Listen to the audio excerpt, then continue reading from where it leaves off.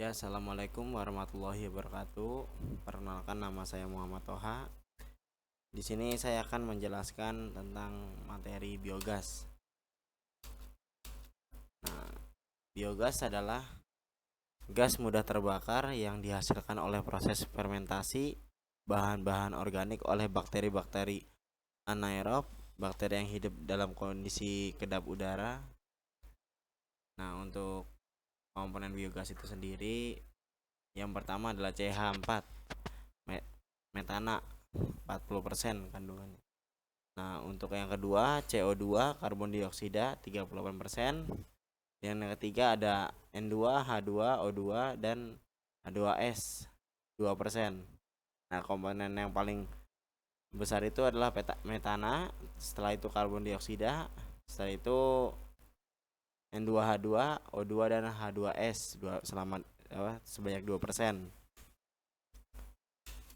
Nah, setelah itu biogas berasal dari fermentasi bahan-bahan organik, diantaranya limbah tanaman. Nah, limbah tanaman itu terdapat tebu, rumput-rumputan, jagung, dan lain-lain. Nah, untuk limbah dari hasil produksi, misalnya minyak, gas, penggiling padi, dan limbah sagu.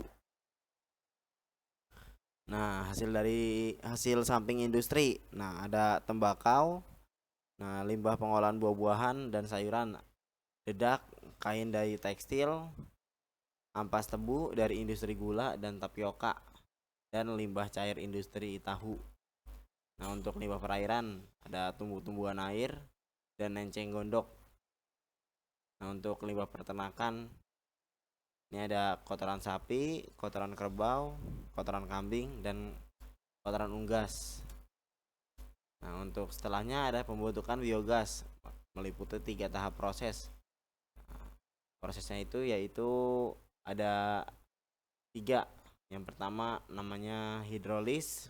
Pada tahap ini terjadi penguraian bahan-bahan organik mudah larut dan pencernaan bahan organik kompleks menjadi sederhana. Nah, untuk yang keduanya pengasaman. Nah, pada tahap ini pengasaman komponen monomer yang terbentuk pada tahap hidrolis akan menjadi bahan makanan bakteri asam. Selanjutnya ada metanogenik. Pada tahap ini terjadi proses pembentukan gas metan. Nah, manfaat biogas itu sendiri. Nah, manfaat biogas itu sendiri sebenarnya ada banyak. Nah, di sini saya kesimpulannya aja. Nah, yang pertama itu mengurangi penggunaan bahan bakar lain. Nah, misalkan minyak tanah, kayu, dan sebagainya oleh rumah tangga atau komunitas. Yang kedua itu menghasilkan pupuk organik berkualitas tinggi sebagai hasil sampingan. Yang ketiga menjadi metode pengolahan sampah raw waste yang baik dan mengurangi pembuangan sampah ke lingkungan, aliran air atau sungai. Yang keempat meningkatkan kualitas udara karena mengurangi asap dan jumlah karbon dioksida akibat pembakaran bahan bakar minyak atau kayu bakar. Nah, untuk yang kelima, secara ekonomi murah dalam instalasi serta menjadi investasi yang menguntungkan dalam jangka panjang.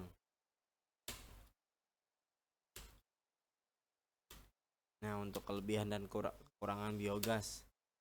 Untuk kelebihannya, masyarakat tak perlu menebang pohon untuk menjadikan kayu bakar. Proses memasak jadi lebih bersih dan sehat karena tidak mengeluarkan asap. Nah, setelah itu kandang hewan menjadi semakin bersih karena limbah kotoran kandang langsung dapat diolah. Ya, diolah menjadi biogas itu sendiri.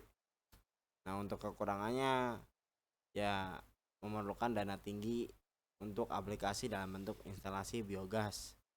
Tenaga kerja tidak memiliki kemampuan memadai terutama dalam proses produksi. Nah, kita tahu semua lah di Indonesia itu untuk masyarakat itu masih kurang paham. Banyak yang kurang paham proses untuk pembentukan biogas itu sendiri. Nah, ini kan ada yang belum dikenal masyarakat dan tidak dapat dikemas dalam bentuk cair dalam tabung. Sekian dari saya. Wassalamualaikum warahmatullahi wabarakatuh.